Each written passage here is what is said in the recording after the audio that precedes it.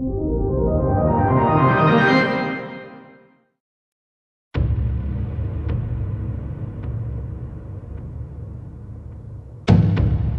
right, so let's take a look at some of the basics of Ableton Live 7. These features I'm going to point out are important to get set up as you begin your production, your use of the program, so that really helps speed things along. So let's go down here to the bottom right hand corner, point out a couple of important buttons here. We've got some tab buttons, our I/O. I'll turn that on and off. You can see that it brings in our ins and outs.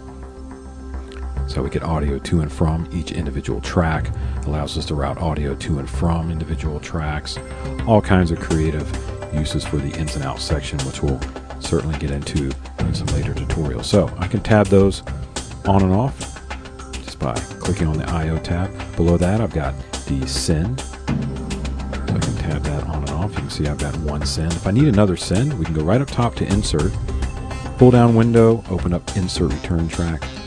I'll click there, you can see we bring up another send B. If I want to see those returns, we go right back over here, click on our tab button for R, return, see they're listed right there.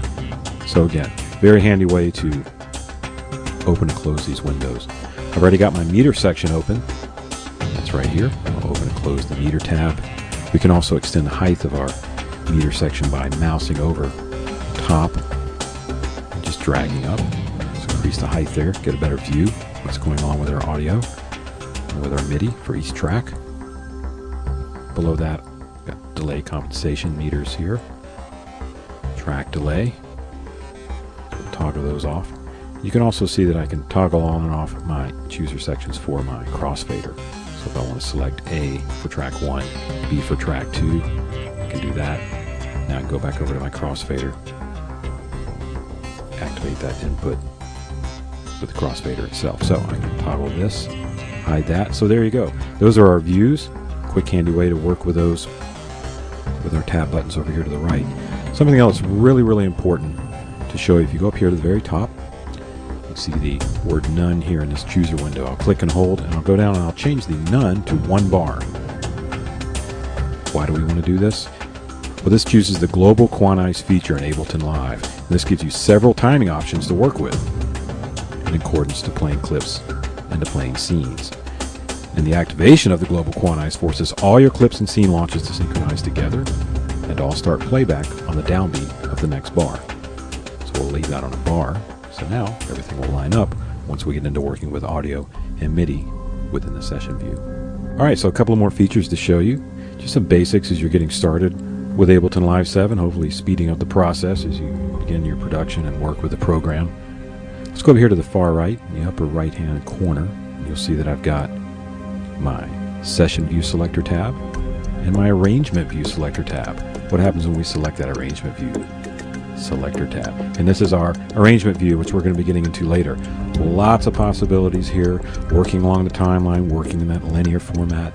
So we'll touch on the Arrangement View a little bit later in another tutorial. Let's go back and select our Session View Selector tab. Another quick macro for that is the tab key on your keyboard. And another very obvious feature in Live 7, what I consider the heart and soul of the program, is over here on the left side. We've got our selector for showing and hiding the live browser. So I've got a row of buttons here. We'll start at the top right underneath that selector. We've got our live device browser, which is opened up now. This brings up our Ableton instruments. You can see here, including Impulse, Simpler, Operator, all kinds of different instruments that we'll discuss in some future tutorials. Close that up. We've got our MIDI effects down below there. Open that, you can see we've got all kinds of effects that work with MIDI instruments, including the arpeggiator, the chord effect, pitch effect, velocity, the scaling, all kinds of really fun effects that we can work with there. And the last folder that's inside our live device browser is our audio effects. So I'll click, open that up, and you can see I've got quite a selection of different audio effects inside this folder. Compressors, our EQ, our noise gate, flangers, our spectrum analyzer, all kinds of really amazing effects that we'll get into and discuss once again in some future tutorials as we move along. So we'll close this up, and now we'll leave our live device browser button, and we'll go down and we'll select the plugin device browser button. This brings up our audio units and our VSTs. Again, Ableton able to read these formats, which is great. And last but not least, we've got our file browsers. We've got file browser number 1, 2, and 3.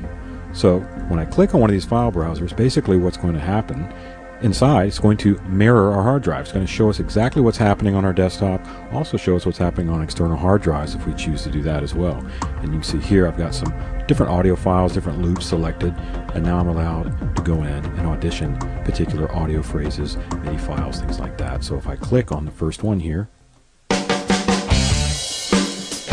play this bass sound in real time, I'm able to audition these audio files inside the live browser. It makes things really, really easy and very fast as you're starting to work on your productions inside the session view and or the arrangement view.